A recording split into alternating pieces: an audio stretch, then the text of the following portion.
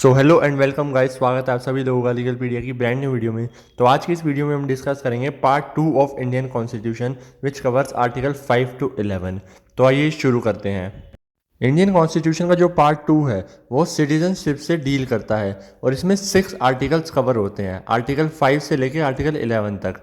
ये आर्टिकल बात करते हैं citizenship at the commencement of the constitution, यानी जब से कॉन्स्टिट्यूशन बना है तब से किसी को सिटीजनशिप दी जाएगी। जब कॉन्स्टिट्यूशन पास हुआ, इम्प्लीमेंट हुआ, उसके बाद पार्लियामेंट ने सिटीजनशिप एक्ट 1955 लाया जो बात करता है acquisition and termination of citizenship in India. तो आइए दोस्तों, सबसे पहले आर्टिकल 5 के बारे में पढ़ते हैं। आर्टिकल 5 जो है citizenship at the time of commencement of the constitution के बारे में बात करता है। इसमें 3 क्लॉज दिए गए हैं। सबसे पहला कहता है कि a person born in Indian territory will be Indian citizen, यानी कोई भी ऐसा पर्सन जो इंडियन टेरिटरी में पैदा हुआ है, इंडिया के अंदर पैदा हुआ है, वो इंडियन सिटीजन माना जाएगा। सेकंड जो क्लॉज है वो कहता है जिस किसी भी चिल्ड्रन के या किसी भी पर्सन के पेरेंट्स अगर इंडिया में बॉर्न हुए हैं तो वो भी इंडियन सिटीजन माना जाएगा।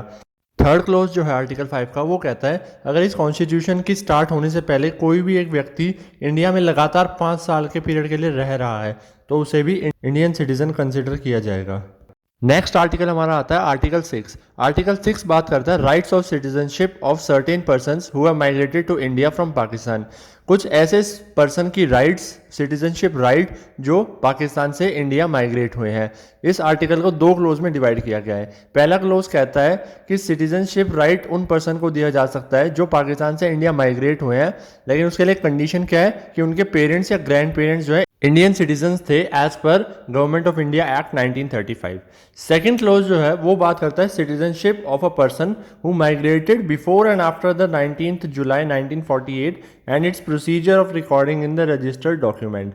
सेकेंड क्लोज क्या कहता है, कोई भी ऐसा पर्सन जो माइग्रेट हुआ है पाकिस्तान से इंडिया में, चाहे तो पहले या उसके बाद, 19 जुलाई 1948 से पहले या उसके बाद, वो उसमें उसका प्रोसीजर बताता है कैसे उसका रजिस्ट्रेशन वगैरह किया जाना चाहिए। नेक्स्ट हमारा आर्टिकल आता है आर्टिकल 7। ये आर्टिकल 7 जो है उन पर्सन्स की सिटीजनशिप के बारे में बात करता है जिन्होंने इंडिया से पाकिस्तान में माइग्रेशन किया है। तो जो माइग्रेशन के टाइम पे इंडिया से पाकिस्तान चले गए लोग, उन्हें इंडियन सिटीजन नहीं माना जाएगा, लेकिन एक कंडीशन है जब उन्हें इंडियन सिटीजन माना जाएगा कि वो पाकिस्तान जाके वापस आ गए हैं इंडिया में परमिट ऑफ रीसेटलमेंट लेकर या फिर परमानेंट रेजिडेंसी वो यहाँ पे करेंगे, तभी उन्हें इंडियन सिटीजनशिप माना जाएगा। लेकिन अगर वो इंडिया से पाकिस्तान चले गए और वापसी नहीं आना चाहते तो उन्हें इंडियन सिटीजन नहीं माना जाएगा। नेक्स्ट हमारा आर्टिकल आता है आर्टिकल 8।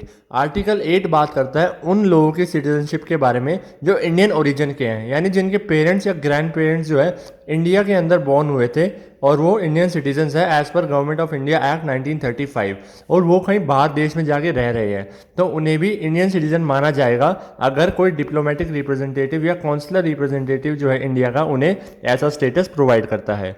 नेक्स्ट हमारा आर्टिकल आता है आर्टिकल 9। आर्टिकल 9 प्रोवाइड करता है automatic suspension of Indian citizen. अगर कोई भी एक पर्सन दूसरे देश की सिटीजनशिप ले लेता है तो वो इंडियन सिटीजनशिप उसी वक्त खो बैठेगा और वो उसको मतलब कहीं कोई एप्लीकेशन लगाने की जरूरत नहीं, अपने आप ही वॉलंटरली इंडियन सिटीजनशिप उसके हाथ से चली जाएगी। अगर कोई भी एक पर्सन, जैसे मैं फॉर एग्जांपल मैं अमेरिका जाके अमेरिकन सिटीजनशिप ले लूँ तो मैं इंडियन सिटीजनशिप अब नहीं रहूँगा, सिर्फ अमेरिकन सिटीजनशिप कहलाऊँगा।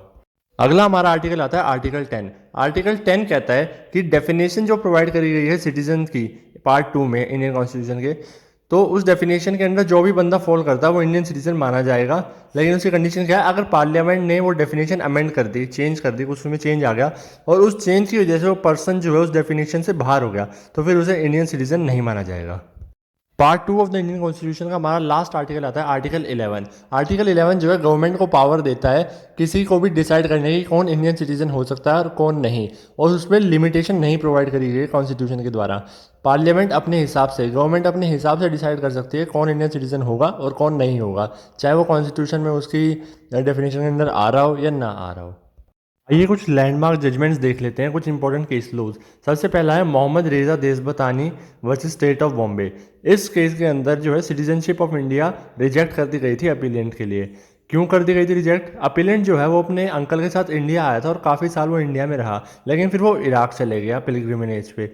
अगर उसके बाद वो दोबारा इंडिया में आया, फिर कुछ सालों के रहा और फिर दोबारा वो इराक चले गया अपनी, क्योंकि उसे वहाँ जॉब मिल गई थी।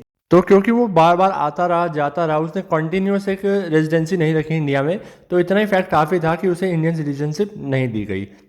अगला इंपॉर्टेंट केस लॉ जो है वो था कुलाठिल मामू वर्सेस स्टेट ऑफ केरला। इस केस के अंदर माइग्रेटेड जो है वो डिफाइन करा गया था। उसका माइग्रेटेड का मतलब क्या बताया गया था कि कोई भी एक ऐसा पर्सन जो वॉलंटरली और परमानेंटली लीव कर रहा है इंडिया को पाकिस्तान शिफ्ट होने के लिए। अगला हमारा केस लो आता है state of Bihar versus Kumar Amar Singh. इसमें क्या है, जो हस्बैंड की वाइफ थी वो हस्बैंड को छोड़कर चली गई थी कराची, लेकिन उसने अपनी स्टेटमेंट में कहा कि मैं कराची इसलिए गई थी, टेम्परेली गई थी ट्रीटमेंट के लिए। लेकिन जब वो वापसी इंडिया आई तो उसने बोला कि वो पाकिस्तान डोमिसाइल है। उसके बाद जो वो पीरियड था इंडिया में स्टे करने का वो जब खत्म हो गया तो वो वापस पाकिस्तान चली गई। फिर उसने परमानेंट सिटीजनशिप के लिए अप्लाई किया इंडिया के लिए, क्योंकि उसके यहाँ प्रॉपर्टी भी थी इंडिया में। वो कस्टडी में जब ली गई, कोर्ट ने कहा कि क्योंकि उसने माइग्रेट किया था जो डेट मेंशन करी गई है प्रोविजन में उससे पहले, तो इसलिए उसे परमानेंट सिटीजनशिप नहीं दी जा सकती। अगला इंपॉर्टेंट केस लो आता है state of UP versus Rahmatullah.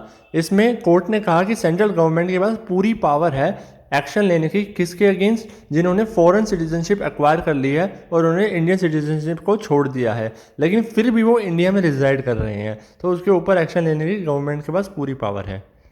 अगला केस लो आता है इब्राहिम वजीर मावत वर्सेस स्टेट ऑफ बॉम्बे।